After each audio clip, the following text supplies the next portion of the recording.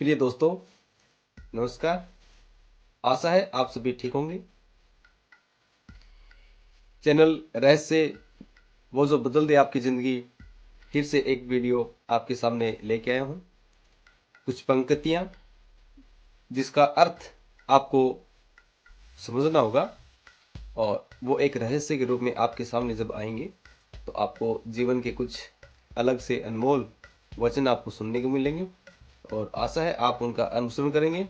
भविष्य में जब भी आपको इस प्रकार की परिस्थितियां आपके सामने उत्पन्न हो जाएं तो आप इन पंक्तियों का ध्यान में रखते हुए और अपने विवेक को जागृत करते हुए अपना निर्णय जरूर अच्छे से ले पाएंगे। देखिए, पहले मैं आपको एक छोटी सी कहानी बताता हूं। दो मित्र होते हैं। दोनों मित्र गुरुकुल में शिक्षा ग्रहण करके और जब शिक्षा पूर्ण हो जाती है तो अपने घर को लौट रहे होते हैं अपने गुरुजी का आशीर्वाद लेकर। रास्ते में एक शिष्य ने अपने थैले में से और एक पुस्तक निकाली।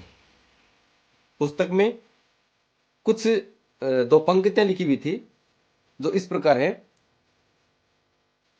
देत ग्वालम फरत लीलारम न विद्या न च पौरुषम। इसका तात्पर्य यह होता है कि जब राजा देता है तभी भाग्य पलट जाता है, और जो विद्या और पौरुष यानी शक्ति से प्राप्त नहीं किया जा सकता और राजे के देने से आसानी से उसको प्राप्त हो सकता है। लेकिन दूसरे मित्र ने इस पंक्तियों को थोड़ा सा चेंज कर दिया और कहा कि फरत लीलारम देत ग्वालम न विद्या न च पौरुषम। अर्थात जब भाग्य पलट जाता है तब राजा भी दे देता है, और जिसको विद्या से और पौरुष यानी शक्ति से प्राप्त नहीं किया जा सकता उसको भाग्य के पलट जाने से प्राप्त किया जा सकता है।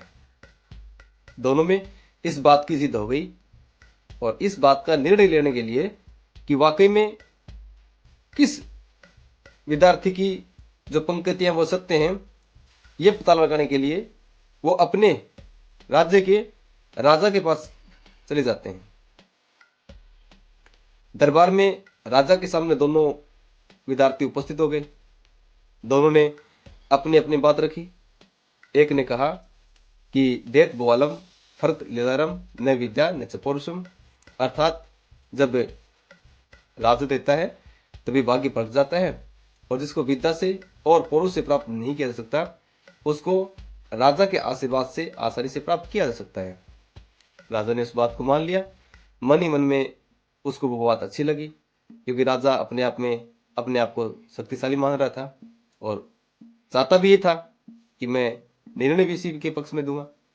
दूसरा जो विद्यार्थी है वो बोलता है कि ऐसा नहीं है, मेरा जो कथन है वो ये है कि फरत लीलारम देत ग्वालम न विद्या न च पौरुषम। राजा सुनकर आश्चर्य में आता है, पंक्तियों का अर्थ देखता है कि जब भाग्य पलट जाता है तब राजा भी दे देता है, और जो विद्या से और पौरुष से प्राप्त नहीं किया जा सकता उसको भाग्य के पलटने से आसानी से प्राप्त किया जा सकता है। अब राजा आश्चर्य में आ गया और ये देखा कि मेरे को निर्णय पहले वाले विद्यार्थी की ओर ही करना है। तो उन्होंने एक प्लान किया। उन्होंने दो फल लेके आए। एक में कद्दू रख दिया और एक पोटली में सत्तू रख दिया। पहले विद्यार्थी को कद्दू दे दिया और दूसरा जो विद्यार्थी था उसको सत्तू दे दिया और कहा कि इन दोनों को आप ले जाइए और 1 महीने के बाद वापस आइए, आपको अपने सवालों का जवाब है वो यहां दे दिया जाएगा। बड़ी अचंभे की बात होती है। दोनों वहां से उन पोटलियों को लेकर चल पड़ते हैं। रास्ते में नदी के किनारे परेशान होकर बैठ गए, क्योंकि काफी समय से चलते आ रहे थे। अब प्यास से व्याकुल थे और भूख भी लगी हुई थी। दोनों आके नदी किनारे बैठ जाते हैं। जिसको कद्दू दिया था उसको भूख लगी हुई थी और उसको लगा कि अब इस जगह खाने के लिए तो कुछ है नहीं, तो उसने विचार किया कि चलो देखते हैं इन पोटरियों में है क्या। दोनों ने अपने अपने जो पोटरी जो बैग थे वो खोले और देखा कि एक में कद्दू है और एक में खाने के लिए जो सत्तू होता है वो रखा हुआ है। तो जिसके पास कद्दू था उसने कहा कि चलो ऐसा करते हैं, ये कद्दू आप रख लीजिए और ये जो सत्तू है ये अपन खा लेते हैं, कम से कम भूख तो मिटेगी। दूसरे दोस्त ने स्वीकार कर लिया और नदी किनारे बैठ के सत्तू खा लिया। सत्तू खाने के बाद में दोनों अपने अपने घर चले जाते हैं। घर जाकर जब देखा कि कद्दू है, इसका और तो कुछ कर नहीं सकते, कम से कम सब्जी तो बना ले। तो सब्जी बनाने के लिए जैसे ही उसको काटा, अंदर देखा तो उसमें कुछ हीरे मोती अशरफियाँ रखी हुई थी, जो राजा ने गुप्त तरीके से उसमें काट करके रख दी थी। और रखी इसलिए थी कि राजा को अपना जो वचन है वो पूरा करना था। अब 1 महीने का दौर बीता। जिसके पास कद्दू आया वो बड़ा खुश हुआ। 1 महीना बड़ा आसानी से और बड़े प्रसन्नचित से बिताया। अच्छा खाया, अच्छा पिया और कुछ संपत्ति भविष्य के लिए सुरक्षित रख ली। दूसरा विद्यार्थी था, वो 1 महीने बड़ा परेशान हुआ। उसने सोचा कि राजा ने दिया भी और दिया भी मेरे को कद्दू, और वो भी मैंने उसको दे दिया, सत्तू था वो खा लिया, अब करिए क्या बेचारा। परेशान होकर के 1 महीना बिताया, खूब मेहनत करनी पड़ी। 1 महीने के बाद दोनों पहुंचे राज दरबार में। राजा मुस्कुराता हुआ राजगद्दी पर बैठा है। उधर से दोनों विद्यार्थी दरबार में हाजिर होते हैं। दरबार लगता है और विद्यार्थी अपने प्रश्न को लेकर के तैयार थे और बोले, साहब आज हमारे जो 1 महीने पहले बात हुई थी, आज उसका निर्णय दीजिए। राजा मुस्कुराते हुए बोले कि निर्णय क्या देना है? जिसको कद्दू दिया था उसको पूछा कि बताइए 1 महीना आपका कैसा बीता? विद्यार्थी बोला कि महाराज बीता क्या, 1 महीने बड़ा परेशान हुआ।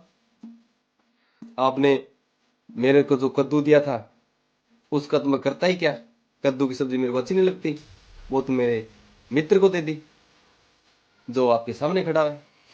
और इनको जो सत्तू दिया था वो मैंने नदी किनारे बैठ के बड़े आनंद से खाया।